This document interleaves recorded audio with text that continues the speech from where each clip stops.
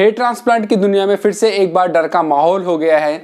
यहाँ पर एक बंदा अपना हेयर ट्रांसप्लांट करवाने के लिए बिहार पटना में एक क्लिनिक के अंदर जाते हैं। वहां पर डिसाइड होता है कि 51,000 रुपए टोटल कॉस्ट लगेगी हेयर ट्रांसप्लांट की, जिसके अंदर से एडवांस 11,767 रुपीज क्लिनिक को पे कर दिए। उसके बाद उनकी EMI बना दी गई 4,000 रुपए की। जब वो अपना हेयर ट्रांसप्लांट करवाने जाते हैं, वो क्लिनिक को बताते हैं कि वो एक पुलिस वाले हैं और उनके साथ उनका एक जवान साथी और जाता है हेयर ट्रांसप्लांट की देखरेख करने के लिए। उनका साथी हेयर ट्रांसप्लांट जब मनोरंजन जी का शुरू होता है, हेयर ट्रांसप्लांट के दौरान तो उन्हें कोई दिक्कत नहीं होती, लेकिन उसके बाद जब शाम को वो होटल के अंदर पहुंचते हैं स्टे करने के लिए, वहां पर जाकर के उनको सांस में दिक्कत, जलन, है ना, और बॉडी में रेडनेस आ जाती है, जिस कारण से उसका साथी जवान क्लिनिक के अंदर कॉल करता है।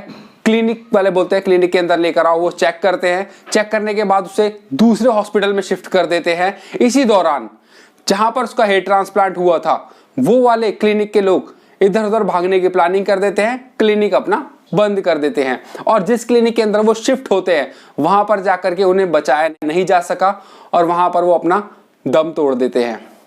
हेयर ट्रांसप्लांट कराने का कारण ये था कि मनोरंजन जी अपनी फैमिली में बोला करते थे कि आगे से बाल जा रहे हैं, वो गंजे हो रहे हैं और उनका लुक अच्छा नहीं है, और शादी के बाद भी वो चाहते थे कि जब वो अपने नए रिश्तेदारों से मिले या अपने फैमिली फ्रेंड में मिले तो उनको किसी तरीके की समस्या का कॉन्फिडेंस को लेकर के इशू ना रहे। इसी कारण से उन्होंने हेयर ट्रांसप्लांट करवाना उचित समझा।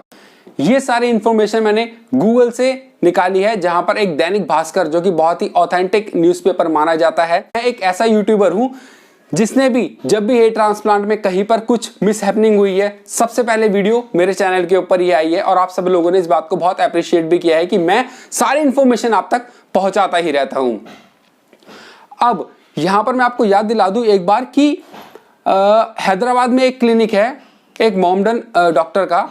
वहां पर एक पेशेंट दुबई से आया था, है ना, वहां पर बहुत महंगी सैलरी में, अच्छी मोटी सैलरी वो कमाता था वहां पर, और आने के बाद जब उसने अपना हेयर ट्रांसप्लांट यहां पर करवाया तो उसकी एक आंख चली गई, स्वेलिंग आ गई, ब्लू कलर की हो गई और वो अंधा हो गया, और इस कारण से उसकी वहां पर नौकरी भी चली गई और बेकार भी हो गई आंखें। अब वो क्लिनिक ऑथेंटिक था, लेकिन वहां पर भी ऐसा हो गया। ऐसा क्यों हुआ दोस्तों? कहीं ना कहीं इंडिया के अंदर ऐसा चल रहा है, ऑथेंटिक क्लिनिक के अंदर भी, ऑथेंटिक बोला जाता है जहां पर हमेशा डॉक्टर अवेलेबल हो, वहां पर भी मैंने देखा है, मैंने सुना है कि टेक्नीशियन सर्जरी करते हैं ए से लेकर जेड तक। ए से लेकर जेड का मतलब क्या होता है? एलर्जी के जो इंजेक्शन लगाए जाते हैं एलर्जी चेक के, वो भी टेक्नीशियन करते हैं। ट्रांसप्लांट के लिए स्लिट भी टेक्नीशियन बनाते हैं, ग्राफ्ट भी टेक्नीशियन निकालते हैं और लगाते भी टेक्नीशियन ही हैं। ऐसा मैं क्यों बोल रहा हूं? क्योंकि ऐसा मेरे खुद के साथ हुआ है। ठीक है, जब मैं अपना हेयर ट्रांसप्लांट कराने गया था तो मेरा भी एक से लेकर लास्ट तक प्रोसेस 2 दिन का चला था। दोनों दिन टेक्नीशियन ने किया था, लेकिन मैं जिंदा हूं। जिस क्लिनिक में मैं गया था वहां पर भी डॉक्टर थे, लेकिन उसने मुझे टच तक नहीं किया। ये मैं अपनी पहली वीडियो से बताता आ रहा हूं आप लोगों को।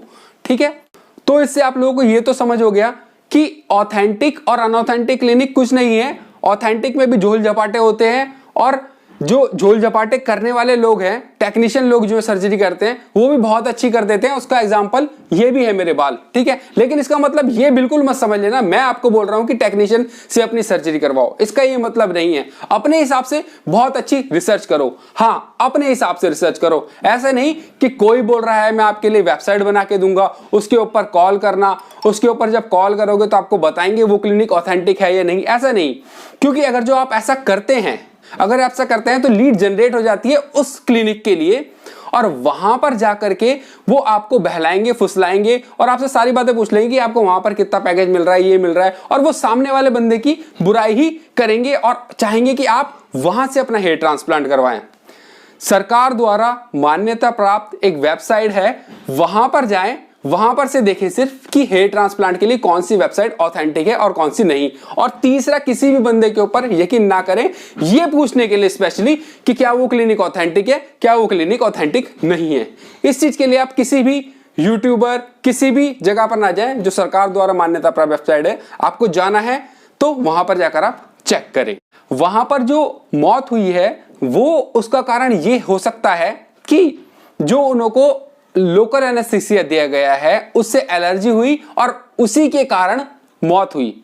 तो आपको जब भी अपना हेयर ट्रांसप्लांट करवाना है प्रॉपर चेकअप करवा करके करवाना है। पहली बात तो सारे ब्लड टेस्ट करवाओ। दूसरी बात, जब भी हेयर ट्रांसप्लांट होता है तो यहां पर टेस्ट डोज दी जाती है 10-10 मिनट के लिए दोनों हाथों के ऊपर, ठीक है। अब जो रिएक्शन लोकल एनेस्थीसिया से इस बंदे को हुए, सांस ना आना, छाती में जलन होना, है ना, शिवरिंग करना, तो ये सारे कारण से को अवॉइड करने के लिए आप लोगों को ब्लड टेस्ट करवाना बहुत अनिवार्य है और एलर्जिक टेस्ट जो हेयर ट्रांसप्लांट से पहले होते हैं वो करवाना बहुत जरूरी है। आप लोगों के लिए ये भी जानना बहुत जरूरी है क्लिनिक के अंदर कि भाई आप अगर जो मुझे किसी दवाई से एलर्जी हो जाती है तो क्लिनिक के पास एंटीडो अवेलेबल है या नहीं है, जिससे कि आपको वो एंटीडो दे करके ठीक किया जा सके तुरंत ही, ठीक है। कम से कम हर क्लिनिक के पास आपको ये बात जाननी ही जाननी है हेयर ट्रांसप्लांट हो जाने से पहले। अगर किसी के पास एंटीडो नहीं है एलर्जी की तो आपको वहां से हेयर ट्रांसप्लांट बिल्कुल भी नहीं करवाना चाहिए। जैसा कि लोकल एनेस्थीसिया देने के बाद पेशेंट को प्रॉब्लम हुई, वैसे ही होता है एनाफिलैक्टिक शॉक।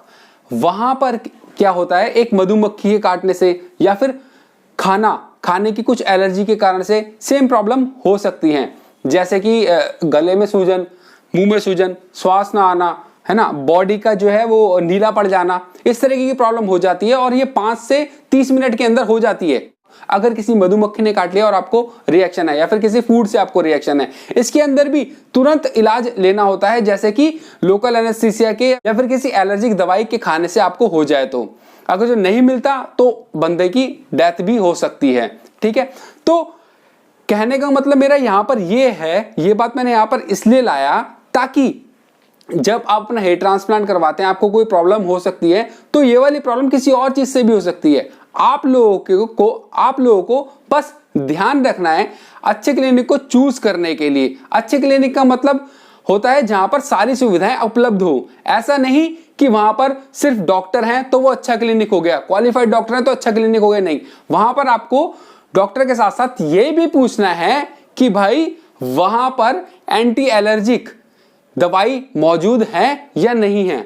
ओटी में जब आप जाओ तब भी आप पूछ लेना कि अवेलेबल है या नहीं है, क्योंकि जब मैंने अपना हेयर ट्रांसप्लांट करवाया था मुझे आइडिया नहीं था कि ये सब चीजें भी पूछनी होती हैं। लेकिन आप लोगों के साथ ये बेनिफिट है कि मैंने अपना चैनल बनाया और आप ये सब चीजें देख पा रहे हैं और बहुत सारे लोगों ने अपना चैनल बनाया और वो कुछ ना कुछ इंफॉर्मेशन आपके पास देते रहते हैं। तो दोस्तों उम्मीद करता हूं आप लोगों को थोड़ी बहुत नॉलेज मिली होगी कि आप किस चीज को, ये सिचुएशन आपके साथ आए तो कैसे अवॉइड करने की कोशिश की जा सकती है, ठीक है।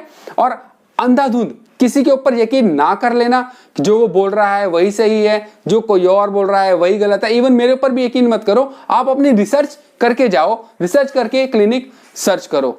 दोस्तों मिलेंगे अगली वीडियो में, तब तक के लिए bye bye, take care. Clinic responsibility से सिलेक्ट करना।